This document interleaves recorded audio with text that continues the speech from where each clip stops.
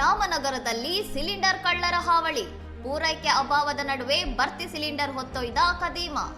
ಚನ್ನಪಟ್ಟಣದ ಕನಕನಗರದ ನಿವಾಸಿ ಕೃಷ್ಣಪ್ಪ ಎಂಬುವವರ ಮನೆಯಲ್ಲಿ ಕಳ್ಳತನ ನಡೆದಿದ್ದು, ಮನೆಯ ಕಾಂಪೌಂಡ್ ಒಳಗಿದ್ದ ಗ್ಯಾಸ್ ಸಿಲಿಂಡರ್ ಅನ್ನು ಕಳ್ಳರು ದೋಚಿದ್ದಾರೆ. ಮನೆಯಲ್ಲಿ ಯಾರೂ ಇಲ್ಲದ ಸಮಯ ಸಾಧಿಸಿ ಬಂದ ಕಳ್ಳ ಗ್ಯಾಸ್ನಿಂದ ಭರ್ತಿಯಾಗಿದ್ದ ಸಿಲಿಂಡರ್ ಅನ್ನು ಹೊತ್ತೊಯ್ಯುತ್ತಿರುವ ದೃಶ್ಯ ಮನೆಯ ಸಿಸಿಟಿವಿ ಕ್ಯಾಮೆರಾದಲ್ಲಿ ಸೆರೆಯಾಗಿದೆ.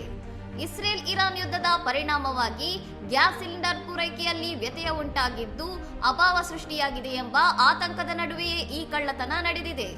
ಈಗಾಗಲೇ ಗ್ಯಾಸ್ ಸಿಲಿಂಡರ್ ಸಿಗದೆ ಪರದಾಡುತ್ತಿರುವ ಸ್ಥಳೀಯ ನಿವಾಸಿಗಳಿಗೆ ಈಗ ಕಳ್ಳರ ಕಾಟ ಹೊಸ ತಲೆನೋವಾಗಿ ಪರಿಣಮಿಸಿದೆ.